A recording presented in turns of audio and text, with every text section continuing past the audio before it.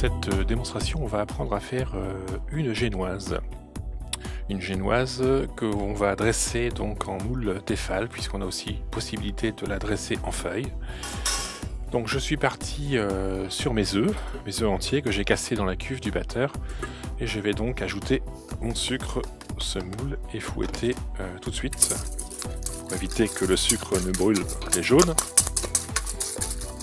Voilà. Et je vais donc chauffer mon mélange œuf et sucre à 60 degrés. Alors ça peut se faire au bain-marie, hein, certains le font au bain-marie. Donc là ce qu'il faut, c'est surtout pencher la cuve et bien regarder que ça n'accroche pas dans le fond, sinon on a rapidement de l'omelette ou un goût de brûlé. Et vous la faites tourner comme ça, tout simplement. Il n'y a pas de risque si vous faites tourner la cuve régulièrement et que vous vérifiez que ça n'accroche pas. Bon, certains la montent à froid, ça arrive, donc ça dépend du procédé choisi, mais en règle générale, on a une meilleure émulsion, un meilleur montage lorsqu'on la chauffe à 55-60 degrés. Alors on met le doigt à l'intérieur et cela commence à piquer légèrement, à la limite de la résistance du supportable si je puis dire. Donc là on est à 60 degrés. On va donc monter au ruban. Alors monter au ruban, ça veut dire qu'à la fin du montage, si on met une maryse ou une spatule à l'intérieur, eh bien ça fait comme un ruban qui descend.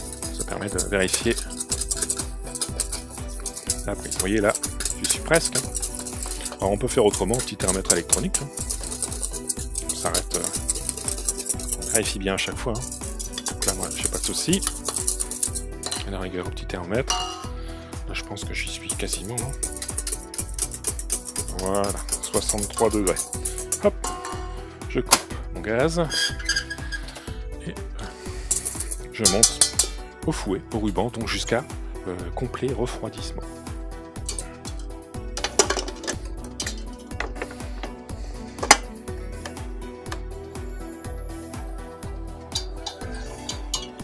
Alors pendant ce temps-là, mon mélange final, j'ai donc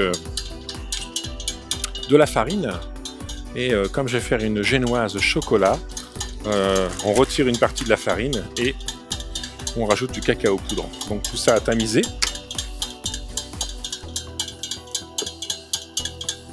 Pour éviter les petits grains.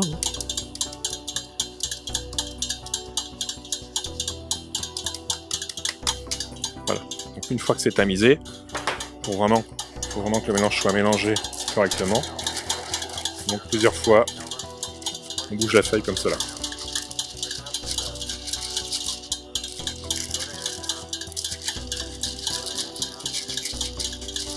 Alors quand on est deux, la deuxième personne elle vient incorporer la poudre. Là je suis tout seul, donc je vais incorporer mon mélange final dans une petite barquette comme cela. Alors, mon moule, évidemment pour pas que ça adhère, on va donc le chemiser, en termes du métier. Donc on va beurrer dans un premier temps, avec un beurre pommade. Alors faites attention qu'il ne soit pas liquide, sinon la génoise va coller. Ça c'est vraiment très très important. Hop, une couche suffisante. Après, si on met trop de beurre, c'est pareil. Il y a dans le beurre 16% d'eau. Ces gouttelettes d'eau vont s'évaporer à la cuisson et vous allez avoir des gros trous dans votre génoise. Voilà, là vous bien beurrez. Hop, je passe mon doigt sur le beurre comme ça. Et je vais donc fariner. Hop, un petit thermomètre, je le mets de côté.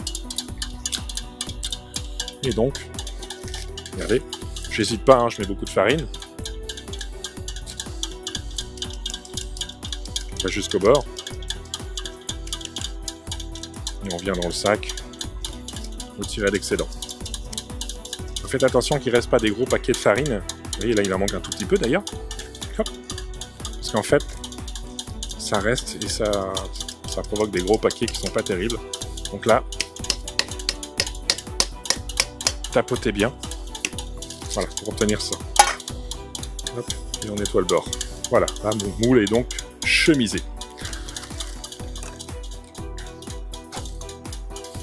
Alors pour la cuisson, systématiquement, lorsqu'on a un produit qui est plus gros, on cuit plus lentement, comme une brioche. Par exemple, si vous avez une brioche qui est de taille importante, comme une brioche parisienne, on va la cuire environ à 20 degrés en moins par rapport à une petite brioche individuelle, puisque la chaleur met plus de temps à rentrer dans le produit. Alors là pareil, si je faisais une feuille de génoise, je la cuirais environ à 200 degrés, voire même 210. Et si je cuis une génoise, le temps que l'énergie rentre à l'intérieur, cuire à cœur, au four ventilé, je vais être à 170, 180 degrés. Et 180, 190 four à sol. Donc il y a toujours 20 degrés de moins en moyenne pour un four ventilé par rapport au four à sol, puisque l'énergie rentre aussi plus rapidement dans le produit. Hein? Alors, pareil, je vais cuire tout à l'heure sur une grille pour que l'énergie passe aussi bien au-dessus qu'en dessous rapidement pour avoir une cuisson régulière. Et le mode de contrôle de cuisson, c'est de planter le petit couteau comme on le fait à la maison. Il reste rien dessus. Ou alors on appuie légèrement sur la génoise, on entend un petit bruit, un petit crépitement qui est un signe aussi de cuisson de votre produit. Voilà, donc je vais vérifier mon montage des œufs. Et là, je suis au top.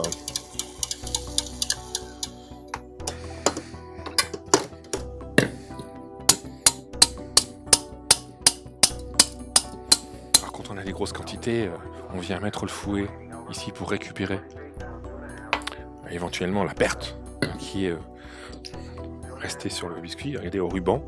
Voilà, c'est ça un ruban. Donc ça donne un espèce de ruban qui continue à tomber sans souci. Donc là, je vais saupoudrer légèrement.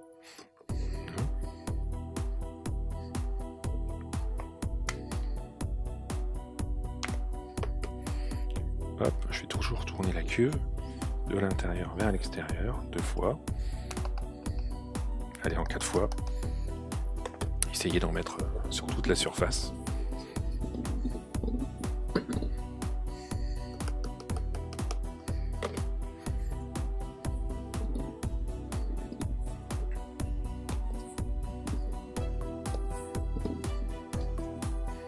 Allez, par contre, ce qu'il faut faire, c'est avant le mélange final, pour tirer, vous voyez, regardez ce qu'il y a sur la maryse aussi. Il reste toujours des éléments mal mélangés dessus. Donc faites-le avant la fin du mélange. Hop, on vérifie. Vous voyez, encore une petite particule ou deux dedans. Ça retombe très rapidement, donc attention. Et voilà, là j'y suis. Hop. Donc le moule. Je retirais encore l'excellente farine. Et je mets la totalité dedans. Je suis parti donc sur 5 œufs entiers pour un moule 240, 260.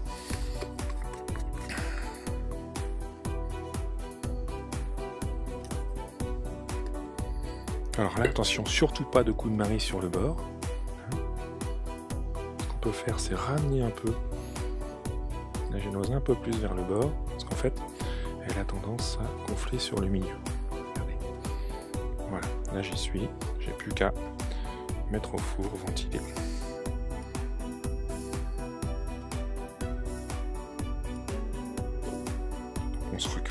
On se revoit donc après pour le démoulage de notre génoise.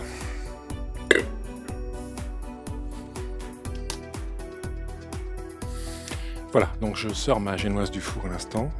On entend bien le petit crépitement. Donc la technique de vérification, évidemment, c'est qu'il n'y ait pas de pâte collante. Ce qu'on peut faire, c'est tapoter. Regardez comme ça. On voit qu'elle se démoule parfaitement bien. Et ensuite, vous la retournez comme ça pour qu'elle vienne s'asseoir correctement, avoir une belle assise. N'oubliez pas que le moule n'est pas parallèle. On voit bien qu'il y a une partie qui est donc plus petite sur la partie haute lors du montage de l'entremet. Et lorsqu'on voit des élèves ou des personnes qui montent l'entremet, souvent c'est inversé. Donc systématiquement, la fin du montage sera dans ce sens-là. Ça, c'est vraiment important de le mémoriser.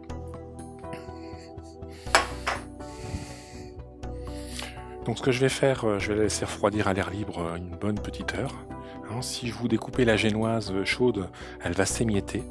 Donc c'est important qu'elle soit bien froide pour le montage de l'entremet. Voire une génoise qui a une douzaine d'heures de vie, entre guillemets, avant le découpage et la fabrication et le montage de l'entremet.